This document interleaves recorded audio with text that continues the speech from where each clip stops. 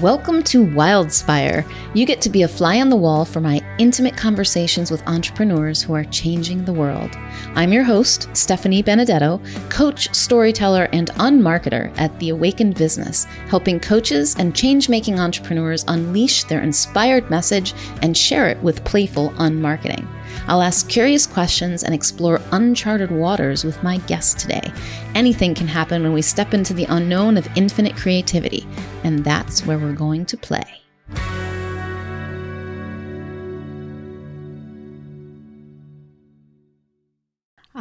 My guest today is Michael McDonald, a transformational coach and dear friend of mine, and I am thrilled for you to make his acquaintance.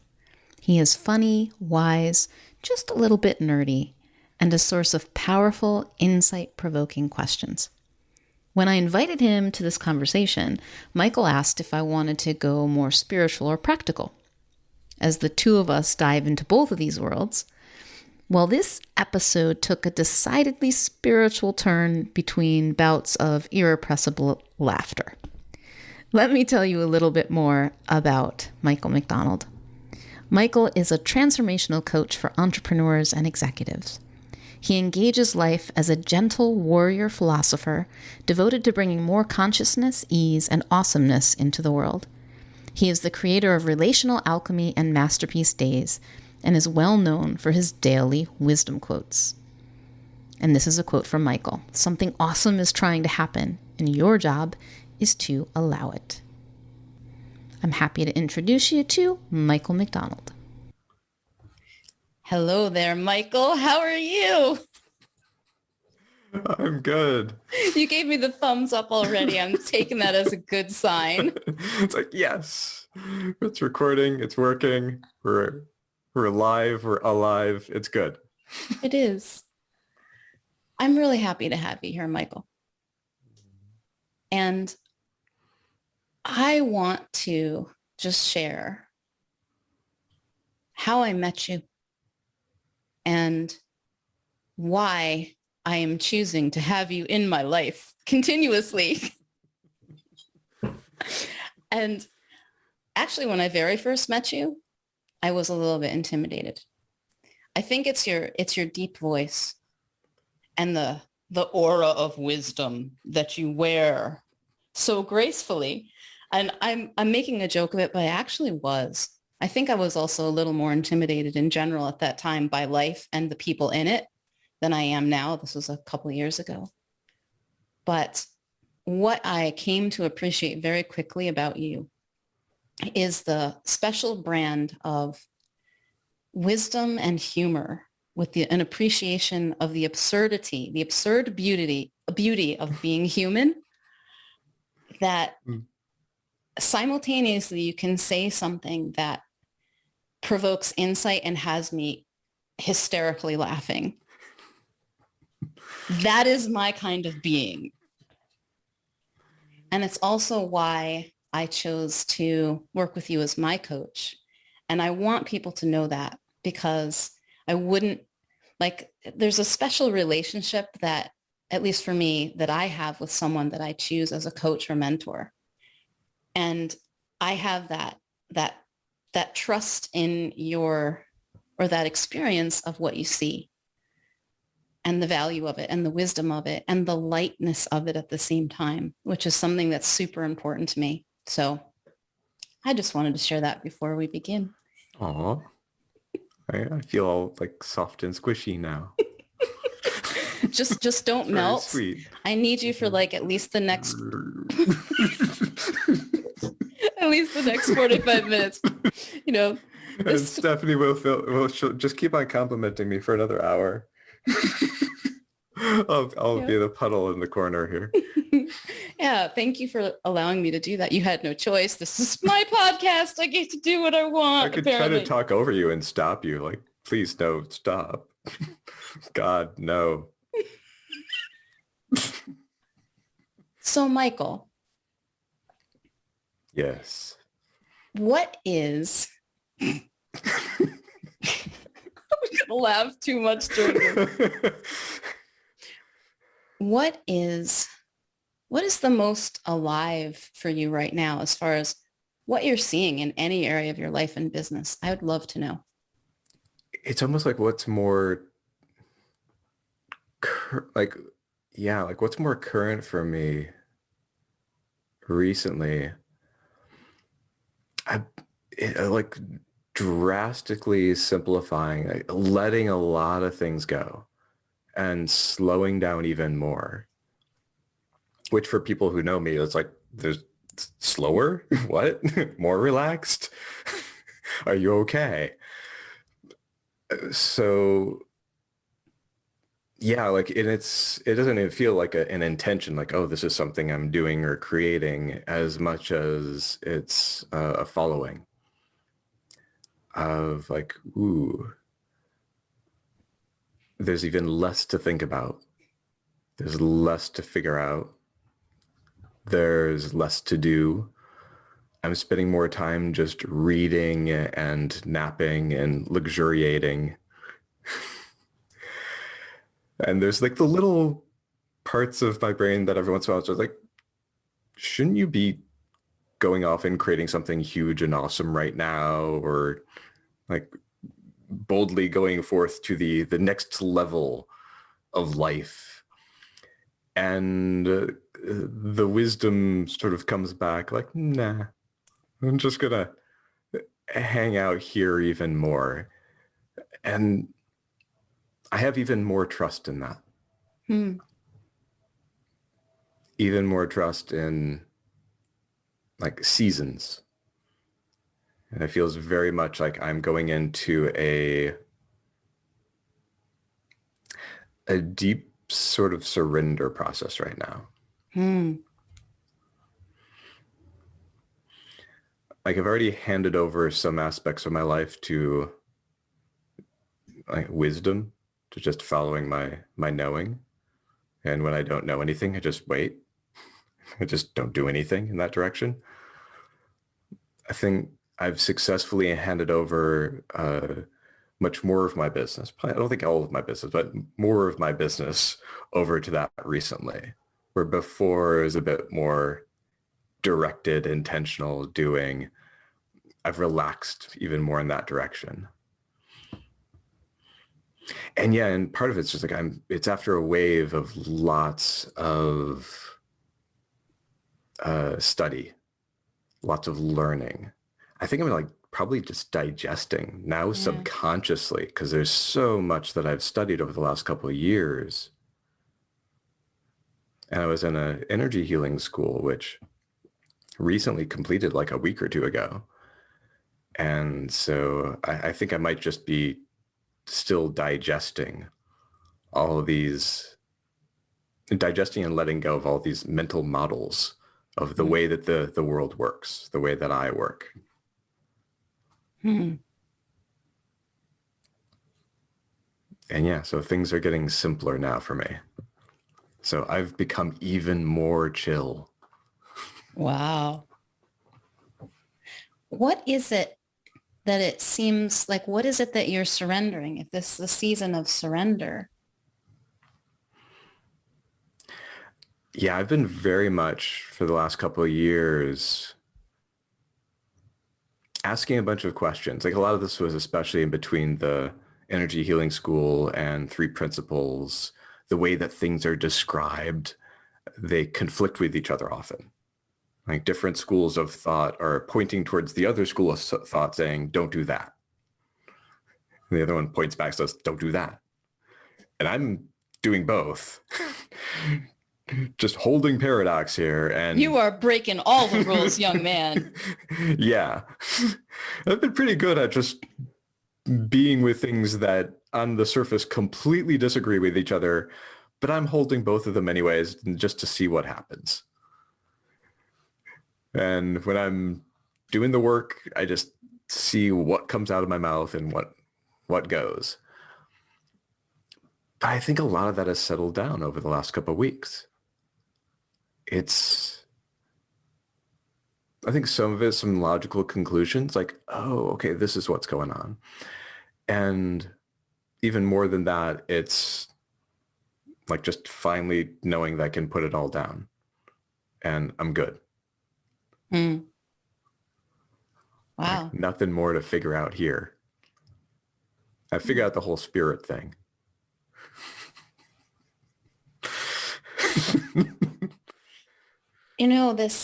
This is reminding me of something that I've really started seeing a little bit more just in the past day or so. Reading Claire Diamond's book, Real. Um, it's it's kind of like a bitch slap of all the things you're not that you think you are. You're not what you think you are. And here's what you really are. And there was a chapter in it that I read 3 or 4 times called You Are Not in Control, like of anything. Like anything. You can't do anything. There is nothing to do. Yeah, you have to reread the chapter. That's the only thing. Okay, that was the one last thing. Just reread it. And what it's reminding me of, or what it's pointing me to, is that when I let go of all the things that I think I have to do, and I sit in this space of surrender and the presence. So it's only surrender when I think about it. It's really just being present with what is. There's only what's happening. And there's nothing to do. And yet I see that so much can happen from that place, but it's not me doing it, although I may be involved in it somehow, although it's more like it does me, that life is happening me.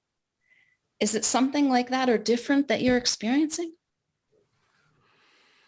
Yeah, and it's like that shift in identity where identity even doesn't quite well describe it anymore, but like from little s self to capital S self, like being lived. Yeah, it's like that quote. I think it's Shaw, like, being used for a purpose recognized as a mighty one. And it's like I've surrendered over a couple more aspects of my life to being used, where I get to watch. And yeah, like miraculous things start happening while the ego is sort of like standing back, like, is this okay? Is this allowed?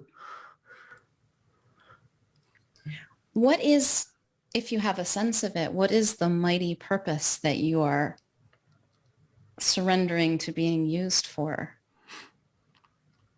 I have no idea.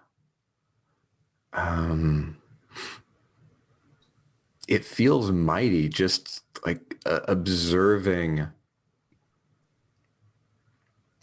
how much capacity I've created,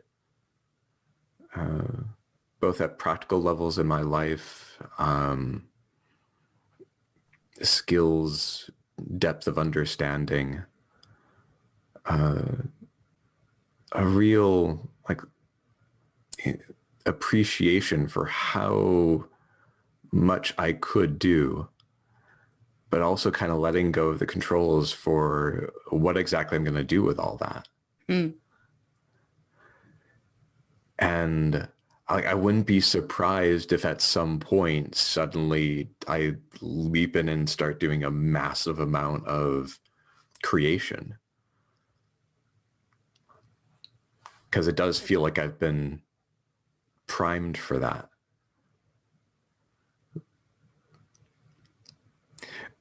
But yeah, it's so like when I think about the future, we're like, maybe that's going to be tomorrow. Maybe that's going to be a year from now. It's like no peeking. I really don't know what I'm going to do tomorrow. I really don't know like what is trying to emerge through me, but I'm allowing even more, like whatever wants to emerge through me. And like a lot of my journey over the last, I guess, 10 years, really, just like since I started coaching professionally, has just been focused on allowing more and more to emerge within one-on-one work.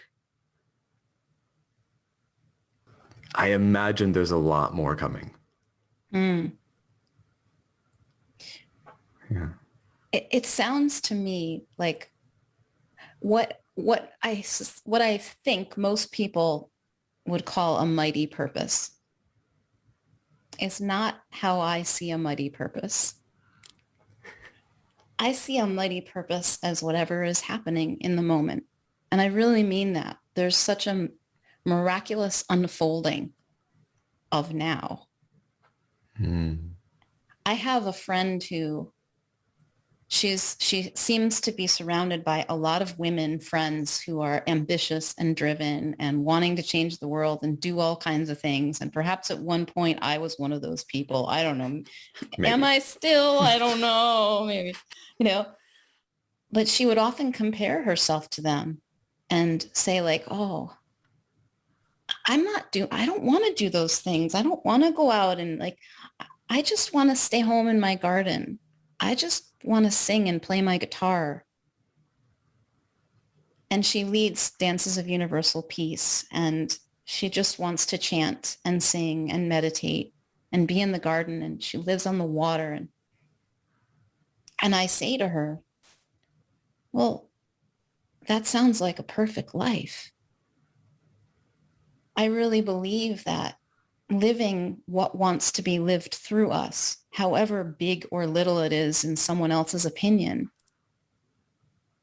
is a mighty purpose, that it ripples out into the world, our aliveness and the joy that we experience while we're doing whatever, and I do mean whatever, that truly comes from that place of just enjoying living. It's good for everyone. We all feel it somehow. I believe that. And maybe that's partly what leads to some of these miraculous things that happen, like things that just show up, like because we are all connected like that.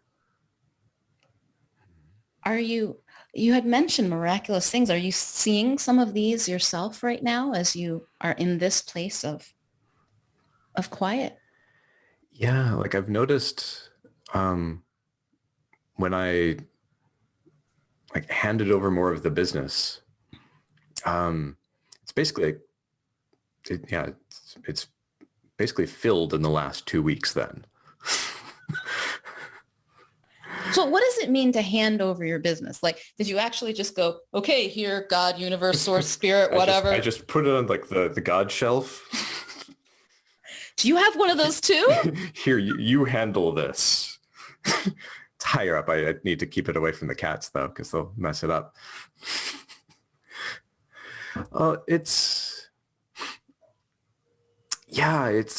I start to recognize anywhere in my business, I've been doing this a little bit like elsewhere in my life as well, but especially in the business, anywhere where it felt strategic. Like, okay, well, so I'm going to do this and this and this, and here's a plan. I'm going to like create this offering that will like move people into this community and regularly create for them so that I can fill this program and do this and this and this. And I just sort of recognized it wasn't that I didn't want to do it, but it wasn't that I really wanted to either. It just sounded sort of engineering-like here's a way to do it. Like it's doable. And it was kind of cool to create something, but it wasn't inspired. And actually a distinction that I've been playing with recently is, I forget who was like Mark Manson, who has like the hell yes or hell no. Mm-hmm. I've become a default nah. Like that's the way that I approach life. Just by default, everything's nah. It's like, do I want to go to this event? Do I want to do this training? Do I want to create this? Do I want to do this? Or it's like, nah, unless I get a clear yes. Hmm. So what happens when, like, what's the experience? You're like, nah, nah, nah. And then is it like, yes, like something seizes you? Or actually, no, it doesn't need to be dramatic. It's a clear yes. Like, yeah, I'll do that. Mm-hmm. It's like it's how I've started deciding which trainings to still go to, whether to attend like various optional classes and such within Or my talk to training. me on a podcast? Talk to you on the podcast. Like, yeah, I'll do that. I want that one to be like a yes, like hallelujah. No, just It's like occasionally I have those, but yeah, it's become more of a just like clear yes. Like, yeah. I'll do that.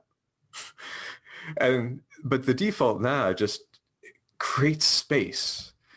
And it just sort of like fits with my personality as well. Like it's not super dramatic. Like I don't need to like pull things towards me or push them away.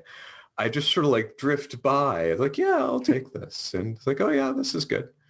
And no, I guess I'm just floating for a while. Are you just shopping at the Galactic supermarket or something? Are you like, I'll have one of these, sure. Yeah, and I'm not even in control of my hands. Like apparently I'm going for this one. It's like, okay, this one.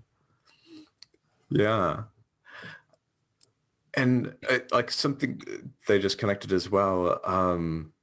Yeah, I've been like, one of the things I have been studying more recently is I've been getting into more non-dual teachers, even for like getting recommendations for non-dual teachers. Like after the energy healing school, I want to find all the different perspectives. So I have more of a feel for that sense of just getting in greater alignment with myself. Like just everything that's going on inside, getting clear there. And how like, in a way that is the work in the world as well.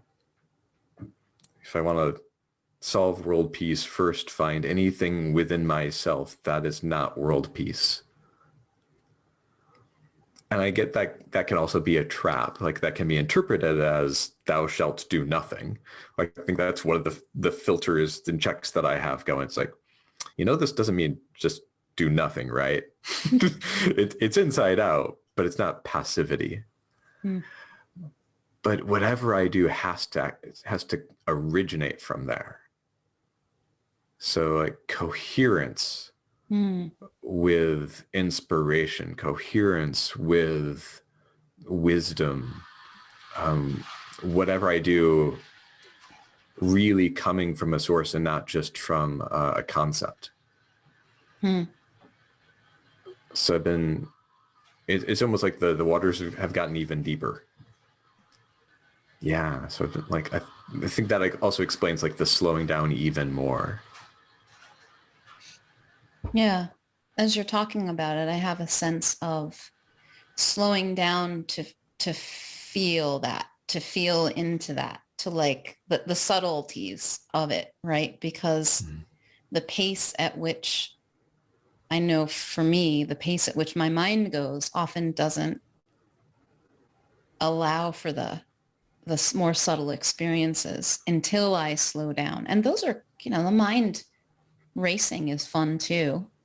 Like the way I started this conversation with like, and excitement and a bubbling enthusiasm. And then like, there's a moment to, okay, what's happening now? And this quote that I know it's in your bio and on your website. And that is sort of like something, I don't know if it's something you're known for, but it's something that you're presenting anyway as an exploration. Something awesome is trying to happen and your job is to allow it. I'm kind of wondering, and there may not even be an answer, but I'm wondering, what is the something awesome that's trying to happen through you right now? Good question. It's like, okay, there's something like real time. Let's see. Something about like shining through, breaking through, like all of this, like all this misunderstanding in the world. so much has become clear to me. And it's like I go out in the world, the people I work with, the people I see, everything I'm like reading about, and I just see how confused everyone is innocently. And how they just react by getting even more confused, getting even more caught up. And it's not a criticism, and it's not even like a worry about it as much as just like, I kind of want to be able to magically point out to people that it's like, if you try looking in the other direction, things start getting simpler instead of getting more complex. Like if you just get a little bit more suspicious that maybe the way you've been trying to think about it, even though it sounds perfectly logical, maybe because it sounds perfectly logical, doesn't seem to be working that great. How do we look in the simple direction? I think part of it is a willingness to, or like when you can feel yourself thinking about your thinking about your thinking, when you can feel yourself spiraling into thought and it gets tighter. Like one version of this is like, it doesn't help to be serious about something. Just something that you beautifully like embody, like not being serious about things, like having fun with it. Yeah, I'm guilty of that. Yeah. That's a lot of the fun that I have when we work together too. It's like we're clearly not going to take this seriously. Not even a little. I mean, occasionally something comes in and I'm like, beep, pop, pop. But like, I want people to get really suspicious of when things seem serious, when things seem dramatic, when things seem heavy. What's one of the ways I described it? Like thoughts that you make matter, like have weight to them. Like you start making things serious. Everything starts to feel like a Shakespearean drama. And like that way madness lies. Getting that when you're in the midst of a Shakespearean drama, it feels dramatic and it feels really important to pile on even more drama. Like if you're a Shakespearean drama, you just clearly need to kill someone. Somebody's dying. Yeah. And clearly you are right and they are wrong. And anyone who tries to convince you otherwise is them and they're very wrong. And it's like very black and white. So like I have a ton of compassion for that experience. Like that's one of the things I've acquired over the last couple of years. More and more compassion for what it's like being caught in this downward spiral of seriousness and overthinking.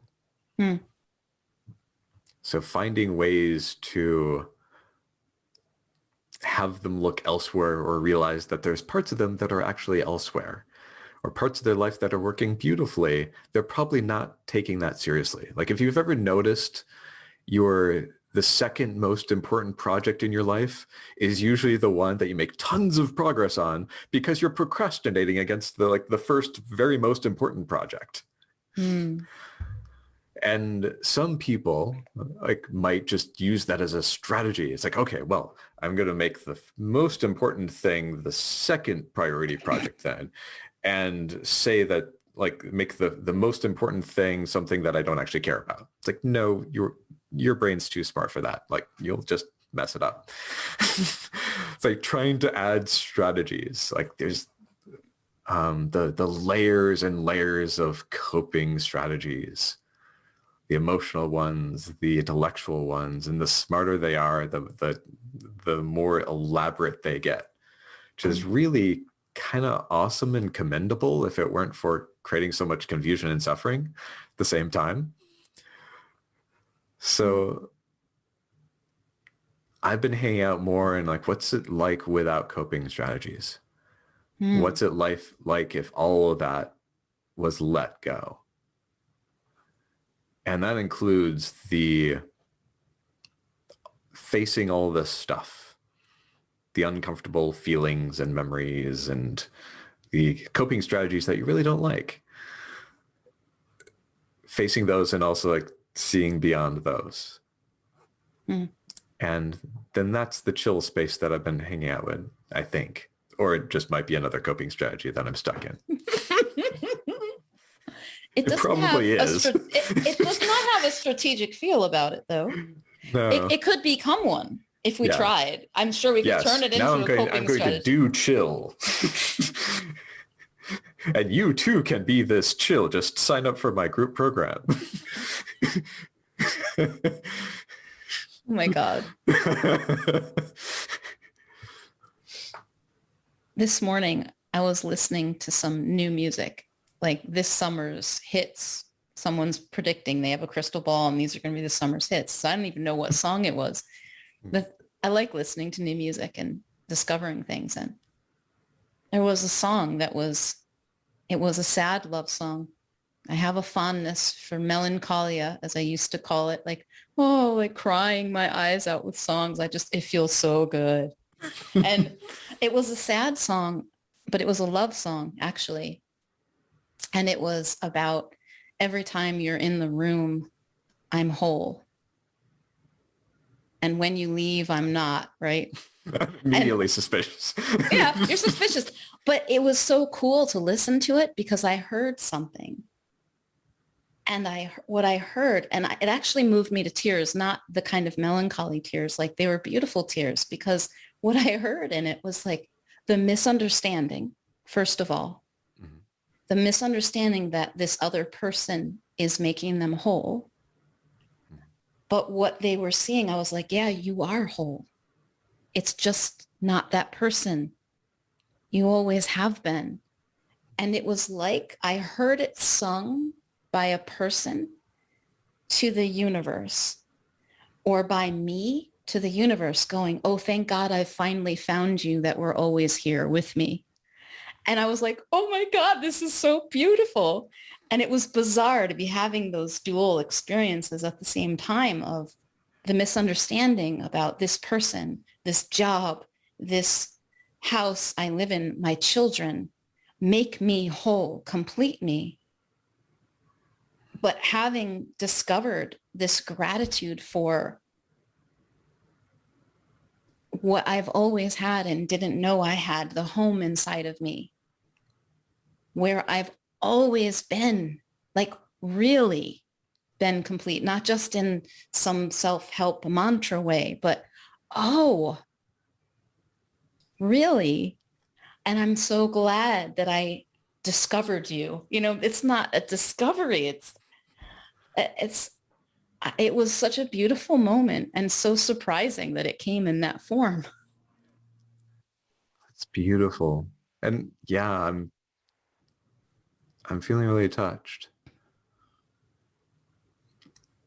And since I've been like swimming in non-dual waters, and there's of course the metaphor of the ocean and the ocean waves, there's the beauty of like the universe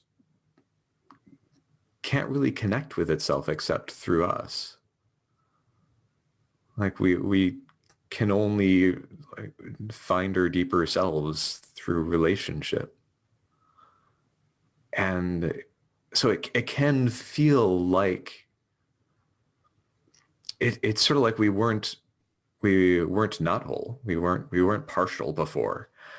But it's the recognition of wholeness. It's the experience of seeing. And there's like the beauty of actually like connecting with someone.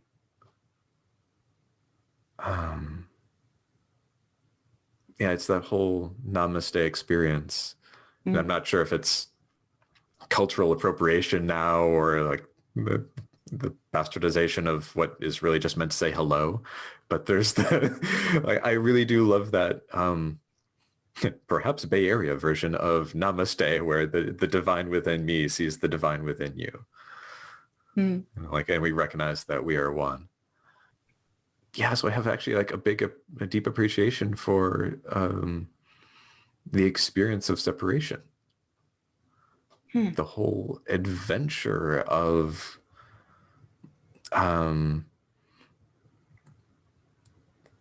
like as if we're separate. Like otherwise there's no experience.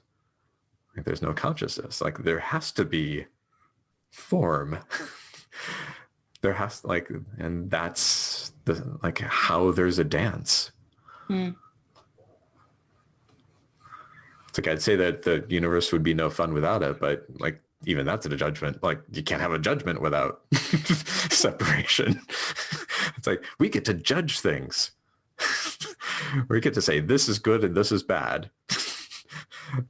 Yeah, and we get to have our dramas, or we get to be had by dramas. You know, there's something really awesome that I think sometimes is a misunderstanding, and I'm sure it must have existed in me. Does it still? I'm checking. I'm like, does it exist in me? Is it? I'm not aware of it now, so it doesn't. It's up there really far. like I have found myself sometimes thinking, well, if I surrender and if I really let go, what happens to me? Can I find my way back? I think I've talked to you about this before. Like, I'm just going to lose who I am. But it seems less and less and less and less relevant, because as I have this experience of surrendering my small s self and not doing and noticing what is happening in the space, I have a greater, more rich experience of this unique form of the universe that I am being. You know, like that there, it's really beautiful to think about, if we go back to that, the ocean, you know, it's all water, it's all the ocean, but there are individual waves, and each wave only, it's completely unique. You know, the way it moves, the way it crashes, the duration, the content of it, it's only there for like that, in that form, in that way, as only it can. And so it's where in the past I might have been afraid to lose myself to that ocean. That's where I really find myself. And that's kind of looping back on that song, right? Like, I was incomplete and I found you and now I found myself, but there was a truth in it that was weird as I was hearing. I heard the misunderstanding and I heard the truth. I heard like, oh my God, I found me. Someday myself will come.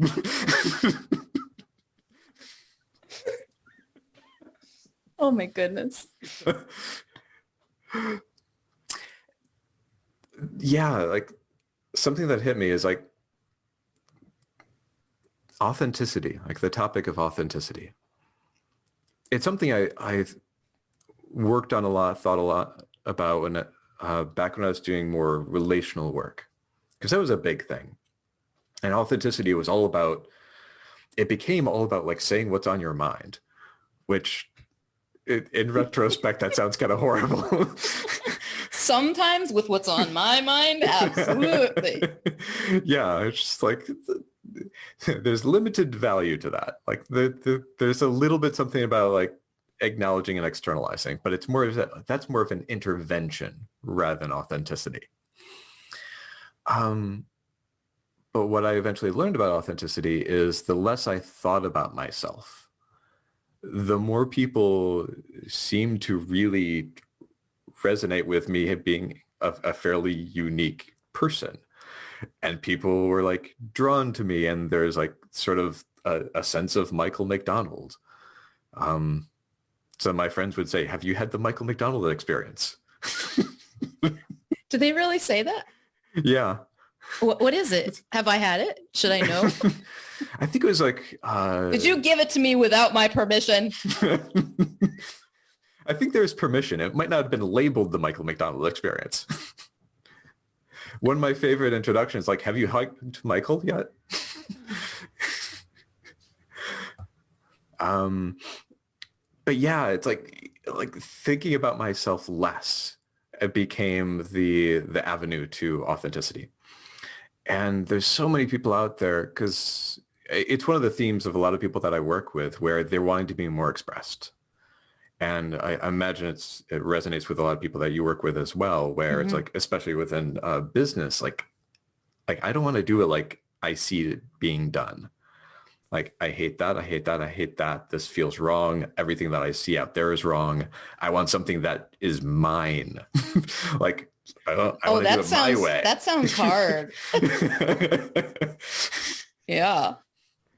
But it's that, like, it turns out when we allow whatever wants to come forward, and we're not really overthinking it, and we're not trying to make it look like anything that we think it should look like, that's when amazing things start to happen. That's when it becomes easier. You're not even paying attention. And yeah, and the thing about it is, like, the easier it gets, the less you're paying attention to it. You're just sort of like miraculously drifting forwards, and great things are happening. And it's good to remember every once in a while. It's like, oh yeah, for other people, this is really, really hard.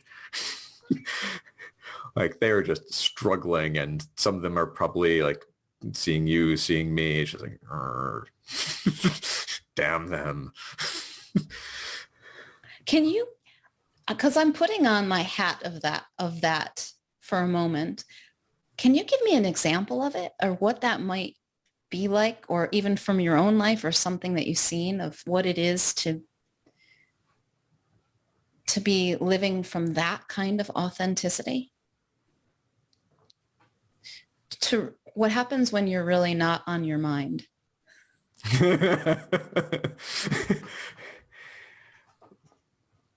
Versus when you really are on your own mind. Yeah. And when I'm not on my own mind, there is so much more room for me to be just really fascinated by someone else. Like, this happens with kittens. Is that Maya? This is Maya. She's Hi, the one Maya. to visit when I'm speaking. All right, you're going to be a distraction. Oh, yes, she can.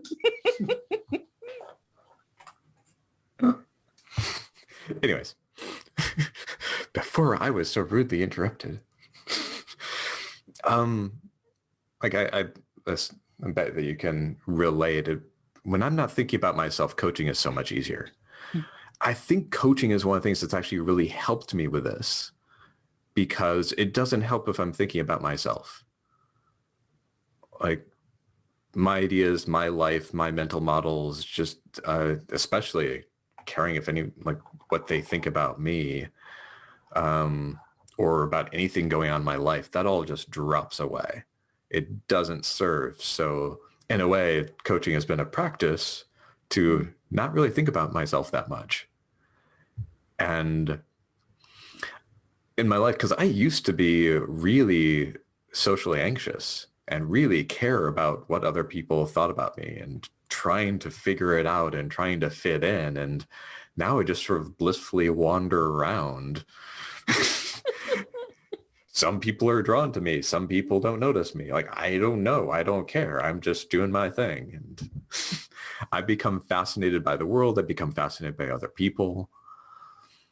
And I will happily just sit there and stare at a tree for hours.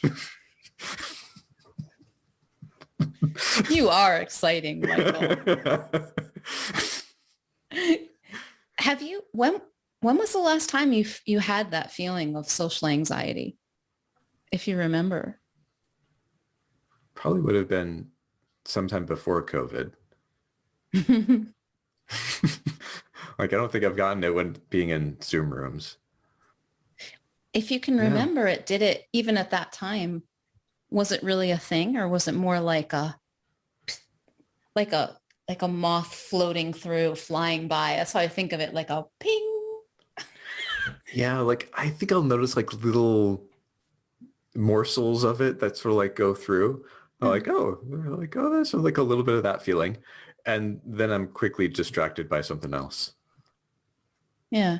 Yeah. Like I probably had that at some of the like 3P events that I went to at the very beginning of 2020. Like I went to the Pransky training, and I was at the 1 weekend version of Genius Catalyst, beginning of 2020. But yeah, it's been a while since I've really felt self-conscious. And oh wait, I think I sometimes feel self-conscious in groups because I tend to not speak up or ask questions or contribute because I'm just absorbing. Sometimes when I have the thought like, oh, I should speak up, I should participate somehow, that gives me a little bit of that thinking. Because I start thinking about myself, and usually after a bit of that, I start to catch that either, yeah, that's an echo of me just thinking about myself, or like, that's not the right direction to think in. Let that go. Yeah. So let it settle down. It's almost like sometimes there is like the echo. That is what it feels like. It's like an echo of something that it's coming from far away sometimes. And because I used to I had a very, very dual experience of social interaction. So I was this person, I thought I was this person who, even as a young child, I could get up in front of a room and talk, give a speech, do a thing, grab a microphone, be the MC at a wedding, no problem. But you put me in a group of people at a party, and I just wanted to melt into the walls and disappear. Yeah. And yeah. I probably would still be awkward at a party. But do you really know that? I was like, I don't actually know that. Actually, it might depend. Yeah. Like, yeah, if I was in a party with like strangers or mostly strangers, if it was a party where like if I knew a certain percent of people, I probably would create the story that I'm fine. If I didn't know enough people, I would create the story that like I'm awkward. I'm going to make it my mission now to invite you to a party and where you don't know enough of the people. We'll establish what that is beforehand enough, and then we'll see what happens. It's an interesting thing, and I'm not sure why I bring it up, honestly, other than why not? It's so relatable, this self-conscious thing that we do. And I don't think it's something that we have to be afraid of or try to get rid of. It is, as it seems to me, what my mind does. It reflects upon itself in a way that is not helpful a lot. It's a hall of mirrors. Yeah. And it creates this story of self-consciousness in whatever way it plays out in different people. For me, it was very insecure, questioning, am I doing the right thing? Is this okay? Am I being too fill in the blank, whatever I'm being? And when I know that that's just what my mind does sometimes, those are just thoughts that occur to me sometimes. It really is like batting away bugs, or not even batting them away. It's, there's not even anything to do, and there's so much else. I like what you said about just look in a different direction. If you notice it's that, this is constrictive. This is not a fun direction. Like there's always another direction to look in. Mm-hmm. And just noticing that I'm doing it, I don't usually even have to try, because until I see I'm doing it, I don't know there's another direction. That's just what's happening, right? And then as soon as I know, oh, this is happening, something else can happen. Yeah. I think one of the things that I've gotten good at through my 16, 17 years of transformational work, that's all, is being okay being in a disturbed place. Like being okay feeling anxiety, feeling awkward, feeling whatever, feeling fear, feeling sadness, feeling anger. It's just like, okay. It's not resisting my experience. So I can feel bad, but I don't go into the spiral. I don't pile on things trying to not feel bad and then trying to not feel tight as I'm trying to stop myself from feeling bad, and then trying to be an evolved, like, it's like well-studied yogi meditator in order to not get caught up in my thinking. Like sometimes just like, ouch. And then it tends to not stick around as long, not be as problematic. And enough trust in, just like willingness to think something else. Like sometimes it's just like, okay, get up, walk to the other side of the room, do something else. It's like looking in another direction. Things like, instead of problem, it's like, okay, well, what do I want to create here? And sometimes another thing that I'll do, which have fun going really in the direction of the disturbance. I love that one. Tell me what that looks like for you, Michael. Well, it's like if I'm angry, like let myself get really angry. Just like go in. Actually, it's not quite like anger because I sort of like drop the label, but I go into the experience of it. Actually, I think this probably happens most often for me, like getting tired. If like a lethargic energy comes over me, very common way that I engage is I just allow myself to get really sleepy. Then I end up like sort of like I might curl up into a ball, fall over onto the floor, and just like get really relaxed. And then like I fill up with energy. And actually a very similar pattern that a common flow for when I follow the energy is if I'm tense, if there's like an efforting or trying or like a little bit of like rigidity, I will actually start tensing up even more. For a while, like I had a pattern which I sort of called the statue, like where I just didn't move anything. And then I would just get really still and I would just tense all over my body and I would start curling up. And as I tense more and more and more, I'm actually engaging muscles and actually building up heat. And eventually that sort of like moves into like expanding and feeling really powerful and really energized. So there's this move from one energy that becomes something else, but I have no idea where it's actually going to lead each time I do it. Like I'm a big believer in, like loosely I'll call it shamanic process, where it doesn't need to make sense in order to know that it's leading somewhere good. Yeah, that's one of the things that also has me like not really resist an experience. Sometimes I just step away from it. It's just like, I don't need to think or feel that. It's just background noise. Sometimes if I'm like going into it, it's like, okay, let's see where this takes me. That's really cool. I think my first experience with something like that was actually in a Sam Harris meditation as part of his Waking Up app, where he would ask us to, he asked me to bring up a feeling of irritation, a thought that's irritating, or regret, even a regret, like, oh God, you don't want to deal with those, right? Bring up a regret and don't think it. Let it be an object of meditation and notice it. Notice your body and what happens in it. And just notice what happens. Notice how it moves. And it was my first conscious experience of the half-life of an emotion being so short. It's like, unless I feed the thought with my attention, unless I feed the thought with my attention, so that the feeling might be in my body, but if I'm not feeding the thought, it just goes.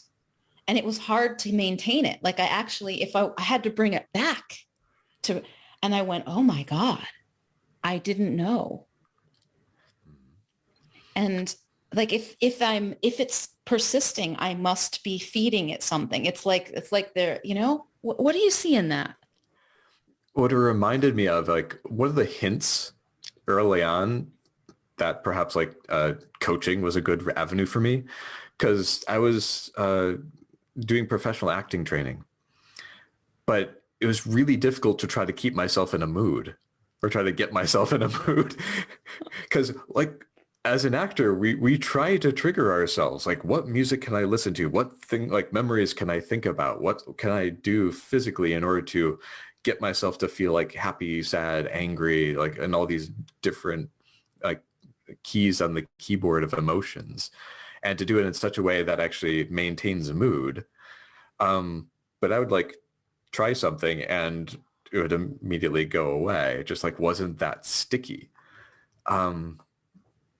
Partially because like I was trying to do it as a thing, but in a way, failing at doing that was helping me not get attached to the stories of my emotions, and just like allowing the idea to drop, so it's just energy in the body. Yeah, this is something that is so powerful when experienced. And until then, it sounds like a good idea. But once I saw it, I started seeing it more. How I do that all the time, how I create an experience. And if I follow it, I keep creating it. And if I don't, it just goes, and it can go so quickly. I remember when I first I started noticing the emotions that moved through me. And I'm a pretty emotional person as far as feeling emotions, like a wide spectrum of them in a very short period of time. And I saw myself go through a huge spectrum in like 60 seconds. I had someone tell me something a couple weeks ago where I was just like, it was like, whoa, whoa, whoa, whoa, whoa, whoa, whoa, whoa, whoa. Like I felt so many different things. When I thought about it, I didn't know what to feel, but all I could do was feel. And then I just waited till I settled in it, But when I first saw that, I thought, how are we not insane? How have I not been crazy? And I didn't know that was happening, that I was having all these thoughts that had all these feelings that came with them. And they were so different. It was like I have multiple personalities. And now it's just a part of, like, there's a beautiful rainbow of feelings that I get to experience, like the whole. You get to feel all of them. Oh yeah. Oh yeah. And sometimes simultaneously, not all of them. Sometimes it feels like it though. Like, my goodness. A lot of the original transformational work that I did was very catharsis happy. Like, it was very big on the idea of feeling big emotions, like as if there were a lot of emotions stored up that then needed to be released. And there's a real celebration of like the more and the bigger, the better. Mm-hmm. I've since recognized like, oh, that's what it's like when you're releasing, when there's a lot of resistance to releasing. Like there's still a lot of thought involved. Like the big flashiness and the catharsis and such is actually when there's a lot of thinking and beliefs and such that are butting up against the energy. When there's the allowing, when like something awesome is trying to happen and you just allow it, yeah, it's easy. Like it doesn't feel personal. There still could be like a lot of energy, but there's no resistance to it. So it's not dramatic. It might be fun and colorful like yours.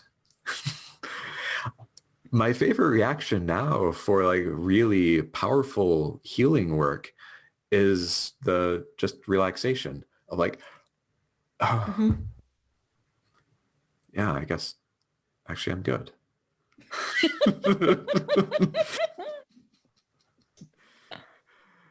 Like, because I've met more and more people, especially in Three Principles work, where they've had some of those spontaneous like release of trauma, things that they were told, yeah, you'll never really get over this. Mm.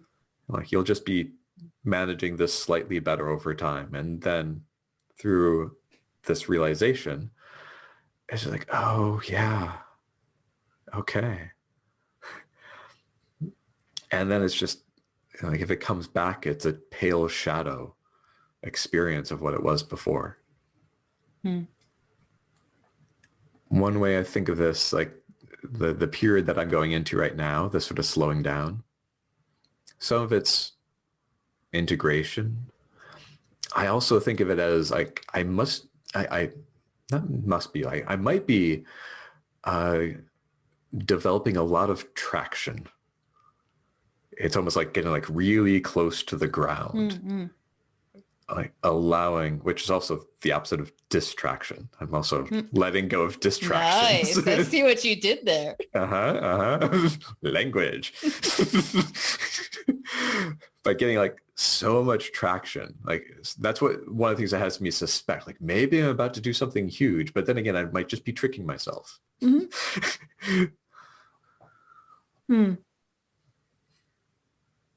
There's something about the way you express this, you used the word clean, I think. Was it clean or clear? It felt clean and clear to me, whatever word you used. And of just not having a lot on any of it really is what allows something to move powerfully, because there's nothing to stop it. There's no friction. It's just like, bam. Yeah. Like I'm even more willing to do less, do nothing, be simpler, in order to let go of anything that's noise, anything that's distracting, also anything that's secondary, tertiary, anything other than the clear yes. Mm. Like one of the distinctions I love is only tens from my friend Mark. And it's, only going for the tens in your life. And that means that you need to be really keep an eye out for the 9.9s, because those are the ones that will catch you. You know, I've come to see that. I was just saying today to someone that I don't think I know what I'm a yes for until it finds me. You know, like I couldn't tell you, oh, I would do this and I would do that and I would do this until like it arrives. Like, oh, I would never do that. It might arrive and I might go, yes. And I'm like, what? Where did that come from? That wasn't me, I swear. I never, like things are showing up in my life that I say yes to and I don't know why. Like it's not because they're bad. It's just like not me, you know? Mm-hmm. It's an interesting exercise. And I think you could probably do that experiment differently. Like what happens if you just wait for the tens? What if you only say yes to the tens? What if your default is no until you hear hell yeah? It doesn't have to be powerful, but it's just a hell yeah, clear yeah, yes, yep, doing this. It's and it's different from, I think that what you're proposing is different than I've heard some people say, which is like, I have this idea of what my tens are in my mind and I'm only doing those things, which is very detached from the experience in the moment, which may be something that I think is a 10 shows up and it's no, you know, something that I have on my bucket list may show up and I'll go, no. And yet something that I would have said, I'm not the kind of person who, case in point for me, wants to facilitate a community. I find myself all about that lately. And I'm like, where did that come from? It's so not my experience of my past self, but apparently it's happening and it feels really good. But it's, I'm saying yes to that. It's yesing me. Yeah. Like, isn't it cool to be surprised by yourself? Yes, it really is. Oh, goodness. Like, that's the fun of this. Yeah. Showing up to see, well, gee, what will Stephanie experience and be like? Who is Stephanie today? What is happening, Stephanie, now? Oh. Yeah. Like, there's so many, yeah, a lot of the people I work with, like they come to me and I'm helping them because at some point in the past, they stopped following, they stopped allowing.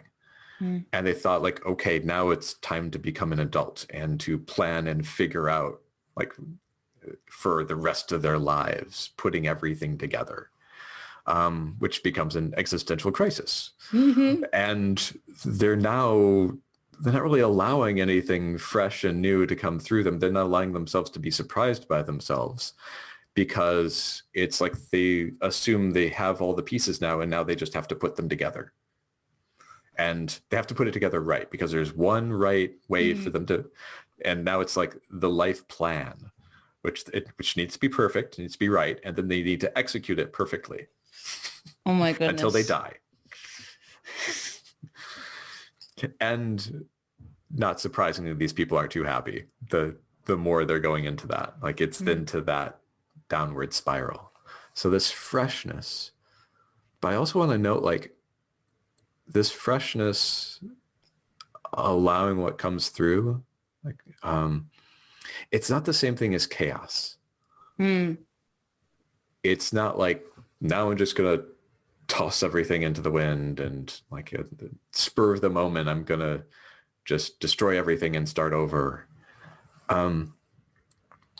because those aren't the things that actually occur to me as I'm following this. I actually end up creating a ton of structures and stability and resilience and safety and protection from risk as I'm going forth and following wisdom. Like wisdom seems to really like structure, at least in my life. Yeah. Yeah. You talk about things like gentle discipline. I'm huge on habits and structures and routines and like consistency. Yeah. And I'm also huge on in the moment listening for whatever wants to happen. They don't contradict each other. Yeah. That's a beautiful exploration. So Michael, I need to draw our time together to a close for this moment. And yeah, but not really. Yeah, I know. Not really. Isn't that funny? I would say that. Like I can go with the drama of, oh, we're parting. Parting is such sweet sorrow. I'm like, no, not really. But and I mean that as in like, we're going to be chatting and laughing some more a couple minutes from now. Yeah. So but those listening, you don't get to listen in on that part. Oh my goodness. What a tease. So if people would like to learn more about what you're up to, how you might be able to help them allow something awesome to happen through them, where can they find you? The best way is I have a website, which is AuthenticIntegrity.com. And you're also totally free to email me at michael@AuthenticIntegrity.com. If you're as curious as I am to find out what I end up creating next, go to the website and sign up for the mailing list. Like that will probably be the next point of contact. Also, you can find me on Facebook, where I'm well known for posting a daily wisdom quote. Yeah, I'm going to highly recommend that if you do the Facebook thing, to connect with Michael on Facebook, because he just gives these one-liner wisdom nuggets that sometimes I'm just like, whoa, you just blew my mind, dude. And it's great. You want that kind of content in your Facebook feed. At least I do. I did. So I do too. That's why I started doing them myself. yeah, very cool. Well, thank you so very much, Michael. It's been a pleasure. You're welcome. Thank you so much. It's been great to talk with you. Thanks so much for joining me for today's Wildspire conversation. If you'd like to receive a weekly Wildspire email from me filled with inspiring stories, unmarketing experiments, tips for playing your way to impact and income without the hustle and hype, insights from my spiritual business journey, and more, go to theawakenedbusiness.com/Wildspire. Until next time, may you know yourself as the gorgeous wild creation you are.